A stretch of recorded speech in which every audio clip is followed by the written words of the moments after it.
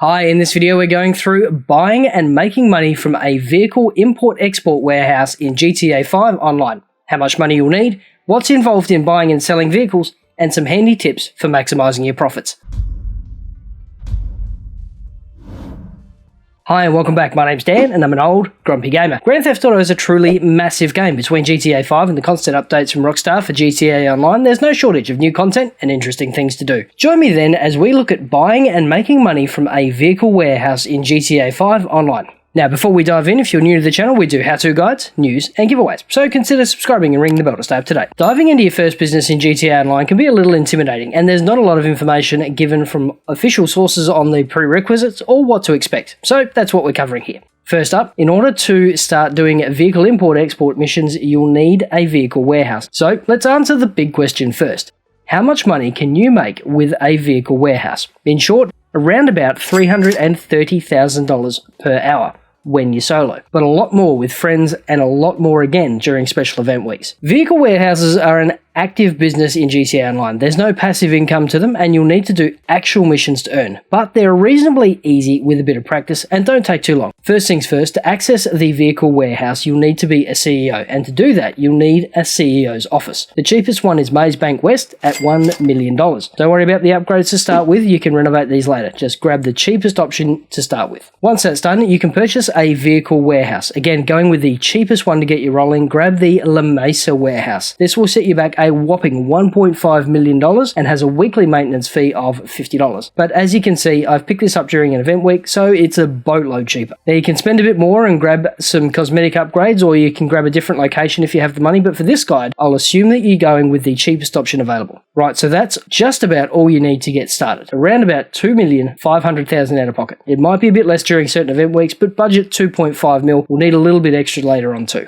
Now, if you're looking for sheer profit per hour as a solo player, as opposed to expressly working on the vehicle warehouse, and you have $2.5 million, then you're better off grabbing the Kasatka and grinding Kaio. That's way more profitable per hour than a vehicle warehouse. Next up, let's go through your first mission. Click the Source Vehicle button and wait for the animation. Then head out of the building. Once you're out of the building, your assistant will give you a call with some instructions. Now listen to them carefully, they are important. Grab your personal vehicle if you have one, or you can borrow one, or call in a free car from the VIP menu and head to the destination. You may need to take out some enemies, or deal with some cops, or deal with a gang on the move. There are about half a dozen different scenarios. But once you've cleared the pickup, head back to the warehouse, which will be marked on your map. Now bear in mind, any damage to the car will need to be repaired back at the warehouse, and that comes out of your pocket. So you want to do your best to get the vehicle back in mint condition. Sometimes that's not practical though, so do your best and be sure to budget a few extra bob for repairs, which incidentally are automatically deducted from your account when you actually deliver the vehicle. Now if you're grinding out a number of the pickup missions, there will be a cooldown between pickups and an entirely separate cooldown for sell missions, which means that,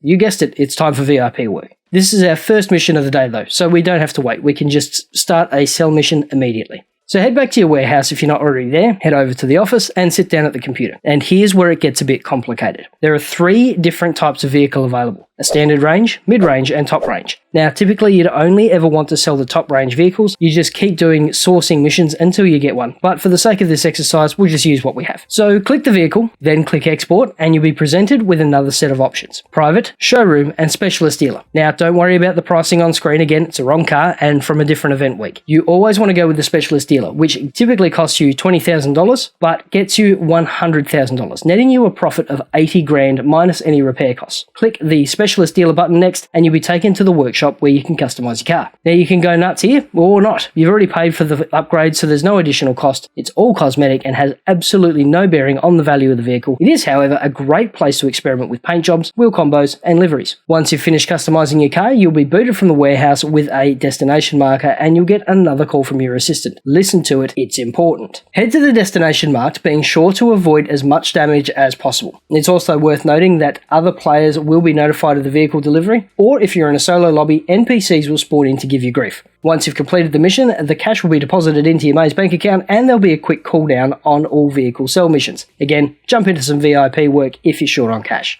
Once the cooldown has passed, you can head back to the office, log into the computer, click on your vehicle warehouse, and get started all over again. Now, a couple of quick tips. I highly recommend tooling up before sourcing or pickup missions. An automatic, armor, sniper rifle, Homing missiles and grenades come in very handy. If you can, grab a Batty 801 or an 801RR with as many performance upgrades as you can. This is one of the fastest and cheapest forms of transport in the game. It's brutally quick and can genuinely speed up runs. We've all heard of cargo griefing, and it's very, very real. Before setting up a sourcing or a sell mission, check the lobby. Drop a quick message in the chat and see if it's safe. Most of the time, you'll get an honest reply. Finally, to maximize your profit per hour, only sell the top-end cars that you get and always sell to the specialist dealers. Doing this allows you to take advantage of a little quirk in the way GTA Online finds vehicles. And after a while, you'll only ever be sourcing top-range vehicles. And that's it. With a bit of practice, you'll be up to that 330 grand an hour in no time. And if you're lucky enough to have some friends or crew, you can skyrocket that income by delivering multiple vehicles at the same time. So thanks for watching. Check out the video up the top for another business and money guide, or the one down the bottom for some more old